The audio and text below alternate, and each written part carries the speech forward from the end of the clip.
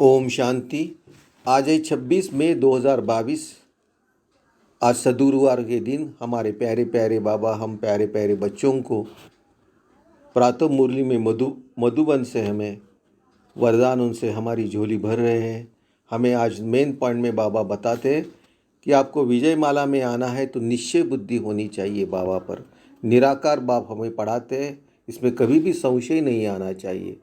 और बाबा आज main point में ये भी कहते हैं कि विजयी रत्न वालों की मुख्य निशानी होगी उन्हें किस पे बाबा के ज्ञान पे कभी संशय नहीं होगा। हम सुखधाम में जाने वाले इस पे निश्चय होगा। बाबा हमें सम्मुख आके राजयोग सिखलाते इस पे भी निश्चय होगा। और परमात्मा बाप हमारे शिक्षक हैं, शांतिधाम लेके जाने वाले हैं, ये सद्गुरु भी है। ऐसे निश्चय रहेंगे तो हम विजयी हो जाएंगे, बाबा हम बच्चों को कहते हैं। और बाबा आज मेन पॉइंट में ये भी कहते हैं कि सचखंड के मालिक बनने के लिए सच्ची सच्ची कमाई करनी है, मायाजीत बनना है, बाप की शिक्षा को धारण करना है। और बाबा ने आज मेन पॉइंट में ये भी कहा कि सदा ऊंचे ख्यालात में रहेंगे, ऊंचे स्थान पे रहेंगे तो माया उनके पास आ नहीं सकती, क्योंकि माया वहाँ उतनी ऊंचाई को चढ़ नहीं सकती। और बाबा ने आज ये भी कहा कि शांति का दान यही आपका ऑक्यूपेशन है। तो देखो आज बाबा ने कितने अच्छे अच्छे पॉइंट्स बताए हैं, अच्छे वरदान दिए हैं बाबा ने। ऐसे प्यारे प्यारे बाबा को एक बार दिल से याद करते हैं और बाबा को परम धाम में जाके मिल के आते हैं और बाबा से शक्तियाँ लेते हैं। मैं आत्मा इस साकार शरीर के भ्रुकुटी से निकल परम धाम पहुँची हूँ। मेरे प्यारे प्यारे बाबा मेरे सामने हैं। बाबा मुझे दृष्टि से सब शक्तियाँ दे रहे हैं। बाबा को टच करके मैं सब शक्तियाँ लेके फिर वापस इस साकार शरीर के भ्रुकुटी में आके विराजमान होती हो। और बाबा का हाथ हमारे सर के ऊपर ऐसा अनुभव करके थोड़ी देर शांति में बैठते हैं और बाबा जो टोटल मुरली बताते हैं, जो सुनाते हैं हमें, वो प्यार से दिल से सुनेंगे।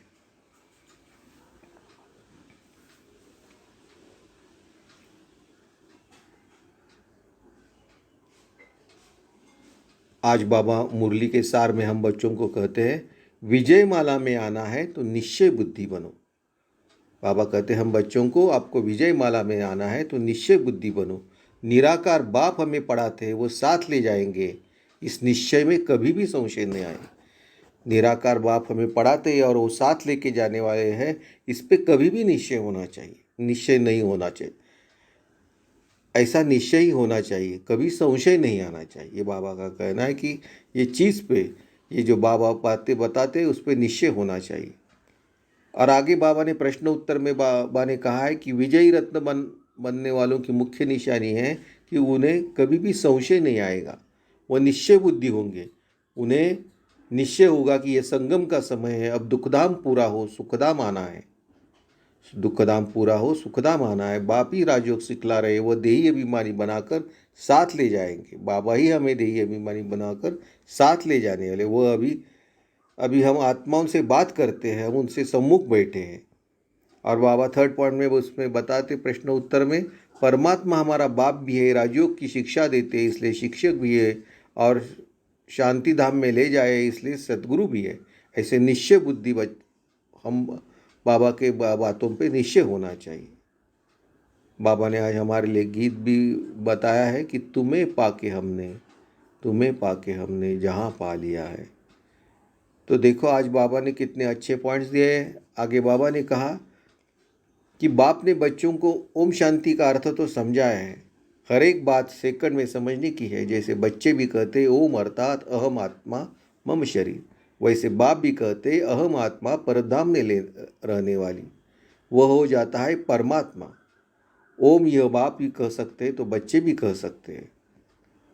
बाबा ने आगे कहा कि वहाँ इस कर्म क्षेत्र पर पाठ बजाने आई है आत्मा, यह भी जानते हो हम आत्मा का रूप क्या है और बाप का रूप क्या है, जो कोई भी मनुष्य सृष्टि में नहीं जानते, बाप ही आकर समझाते हैं।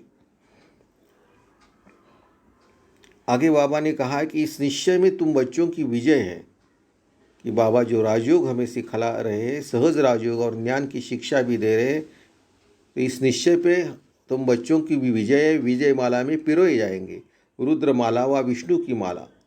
भगवान वाच मैं तुम बच्चों को राजयोग सिखलाता हूँ, तो टीचर भी हो गया, मत तो मिलनी चाहिए। बाप की अलग मत, टीचर की अलग, गुरु की अलग होती है, भिन्न भिन्न मत मिलती है, यह फिर सभी का एक ही है। इसमें संशय आदि की कोई बात नहीं है। बाबा कहते हैं कि बाबा की श्रीमत पर हम चलते हैं तो जो पाप है वो योग बल से कट जाएंगे। बाप को ही पतित पावन सर्वशक्तिमान कहते हैं। बाप तो एक ही है। बरोबर मम्मा बाबा भी कहते हैं, उनसे राजयोग सीख रहे हैं। आधा कल्प तुम ऐसा वर्षा पाते हो जो वहाँ दुख का नाम नहीं रहता। बाबा आगे कहते हैं कि तुम आत्माओं से बात हो रही है, इसमें संशय की व मूंझने की कोई बात नहीं है। सामने बैठे यह भी जानते हो हम ही देवता थे तो पवित्र प्रवृत्ति मार्ग थे। 84 जन्म का पाठ पूरा किया, तुमने 84 जन्म लिए हैं। गाते भी है आत्मा और परमात्मा अलग रहे बहुकाल। बाबा कहते कि पहले पहले फाउंडेशन है देवी देवता धर्म। कोई मनुष्य व देवी देवता धर्म स्थापन नहीं कर सकते। देवी देवता धर्म प्रायालोप है, फिर से अभी स्थापना हो रही है। फिर सतयुग में तुम अपनी प्रारब्ध भोगेंगे। बड़ी जबरदस्त कमाई है। बाबा कहते वर कि भारत को थमाने के लिए संन्यास धर्म स्थापन होता है, क्योंकि देवताएं वाम मार्ग में चले जाते हैं। मकान आधा समय पूरा होता है तो थोड़ी मरम्मत कराई जाती है। 1-2 वर्ष में पोताई आदि होती है। कोई तो समझते हैं कि लक्ष्मी का आह्वान करेंगे, परंतु वह तो तब आएगी जब शुद्ध होंगे।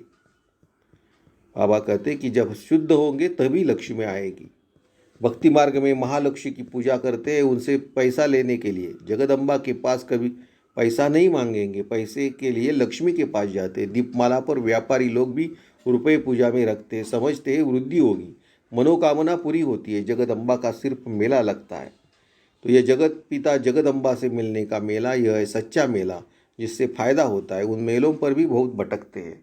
कहाँ नाव डूब पड़ती है, कहाँ बस एक्सीडेंट हो पड़ती है, बहुत धक्के खाने पड़ते हैं। बाप कहते तुम मुझ उस्ताद को याद करते रहोगे तो कभी हारेंगे नहीं। बाप की याद से ही विजय पाते जाएंगे। बाबा कहते धन के पिछाड़ी तो सब है। भारतवासियों के फीचर्स बिल्कुल अलग अलग है। भिन्न वैरायटी धर्मों का झाड़ है। तुम समझ गए हो कैसी वृद्धि होती है। बाबा कहते कि बच्चे समझते हैं अब नाटक पूरा होता है, अब वापस चलना है बाबा के पास। बाबा कहते वही फीचर्स फिर थोड़े ही हो सकते, एक एक के फीचर्स अलग अलग है। कर्म भी सबके अलग अलग है। यह अनादि ड्रामा बना हुआ है। हर एक आत्मा को पार्ट मिला हुआ है। आत्मा अविनाशी है, बाकी यह शरीर विनाशी है। बाबा कहते समझाया गया है कि बाहुबल की लड़ाई से कभी भी कोई विश्व के मालिक बन नहीं सकते, जबकि योगबल से बनने वाले हैं। परंतु शास्त्रों में फिर देवता और दैत्यों की युद्ध दिखाई है, वो बात ही नहीं है। यहाँ तुम योगबल से जीत पाते हो बाप द्वारा। बाप है विश्व का रचयिता, सो जरूर नई विश्व की रचते। लक्ष्मी नारायण नई दुनिया स्वर्ग के मालिक थे। हम ही स्वर्ग के मालिक थे। फिर 84 जन्म ले पतित वर्थ नॉट ए पेनी बन पड़े हैं। अब तुमको ही पावन बनना है। भगत तो बहुत है, परंतु जास्ती भक्ति किसने की है? जो आकर ब्राह्मण बनते हैं उन्होंने ही शुरू से लेकर भक्ति की है, वही आकर ब्राह्मण बनेंगे। प्रजापिता सूक्ष्म मतन में तो नहीं है। बाबा कहते कोई चीज़ की कोई इक्वेशन करते तो कहेंगे कि कल्प पहले ये इक्वेशन निकाली थी, फिर उनको इम्प्रूवमेंट किया जाता है। बाबा कहते कि पांडव तो तुम हो ना, यहाँ बड़े तो बड़े कोई है ही नहीं। जैसे मनुष्य होते 6 फुट वाले ऐसे ही है। ऐसे मत समझो सतयुग में बड़ी आयु होती है इसलिए लंबे शरीर वाले हैं। जास्ती लंबा मनुष्य तो शोभता नहीं है। बाबा कहते अभी जानते हैं हम सो लक्ष्मण नारायण बनते हैं, फिर हम सो राम सीता बनेंगे। ऐसी राजा ही करेंगे। बच्चे ऐसे चित्रों पर बैठ किसको समझाएंगे तो बड़ा मजा आएगा। बाबा कहते तुम जानते हो ये हमारा 84 जन्म का चक्र अब पूरा होना है। ये तो बड़ा वंडरफुल है। स्टार जितना तीखा उतना दाम जास्ती होता है।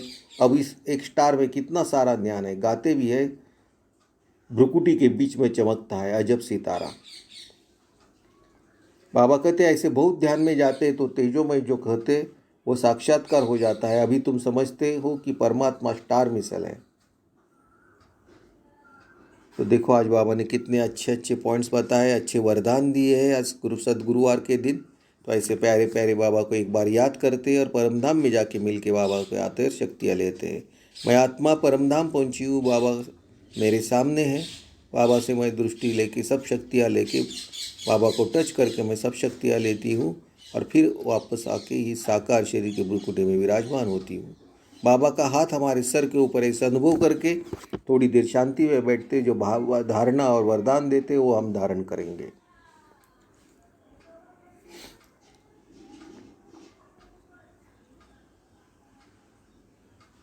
बाबा धारणा के फर्स्ट पॉइंट में कहते हैं, हम बच्चों को सचखंड का मालिक बनने के लिए बाप से सच्ची कमाई करनी है।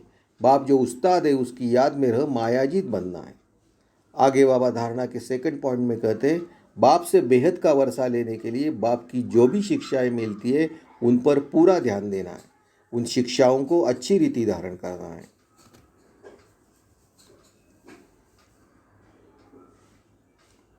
आगे बाबा का हाथ हमारे सर के ऊपर ऐसे अनुभव करके बाबा का वरदान लेते हैं। बाबा वरदान में हम बच्चों को कहते हैं, सदा ऊंची स्थिति के श्रेष्ठ आसन पर स्थित रहने वाली मायाजीत महान आत्मा भव।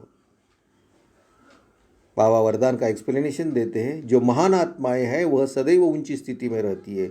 ऊंची स्थिति ही ऊंचा आसन है। जब ऊंची स्थिति के आसन पर रहते हो तो माया आ नहीं सकती। वो आपको महान समझकर आपके आगे झुकेगी, वार नहीं करेगी, हार मानेगी। जब ऊंचे आसन से नीचे आते हो तब माया वार करती है। आप सदा ऊंचे आसन पर रहो तो माया के आने की ताकत नहीं, वह ऊंचे चढ़ नहीं सकती। अंत में बाबा स्लोगन में हम बच्चों को कहते हैं, शांति का दूत बन, सबको शांति का दान दो, यही आपका ऑक्यूपेशन है। तो सबको शांति का दान देना है। तो देखो आज बाबा ने कितने अच्छे अच्छे पॉइंट्स दिए, अच्छे वरदान दिए हैं। ऐसे प्यारे प्यारे बाबा को कितना हम दिल से याद करना चाहिए।